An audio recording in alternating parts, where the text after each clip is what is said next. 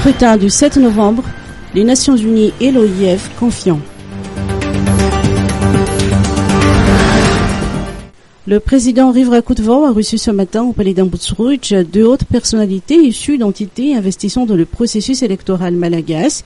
Abdoulaye Bathily, conseiller spécial du secrétaire général des Nations Unies, et Philippe Courard, vice-président de l'Assemblée parlementaire de la francophonie, ont tour à tour été entendus par le chef de l'État. Abdoulaye Bathily a fait un constat positif que les acteurs malagasy ont fait preuve tout au long du processus électoral.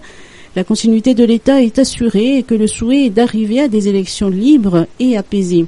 Je suis venu voir le président par intérim pour lui exprimer notre satisfaction de la conduite des affaires de l'État malgache pendant cette période assez particulière de l'histoire de Madagascar.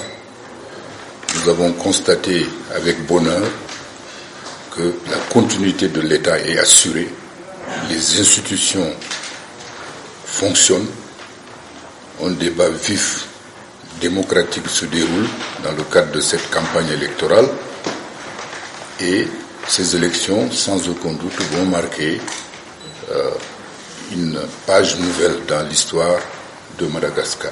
De son côté, Philippe Courard, représentant l'Organisation internationale de la francophonie, a souligné que son organisation est présente non seulement pour le scrutin, mais sur l'ensemble du processus depuis sa préparation. L'OIF qui est là en tant que partenaire dans le cadre du dit processus. Depuis pas mal d'années, déjà depuis 2009, de par des formations, de par des expertises, on a aidé à pas la constitution, mais à l'analyse du fichier électoral.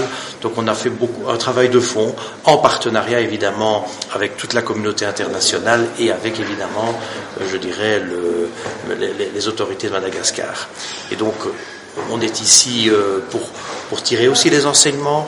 On sait que tout est perfectible, même si de très gros efforts, et je tiens à le souligner, ont été faits. On obtient des résultats qui, à comparer du passé, sont vraiment importants.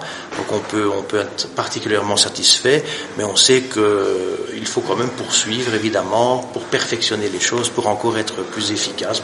Rappelons également que la communauté de développement d'Afrique australe est représentée à Madagascar à travers l'ancien président Joachim Chissano. Par ailleurs, l'Union africaine est également présente dans le cadre du dit processus électoral. L'Union africaine qui est représentée par le haut-commissaire Ramtan Lamamra.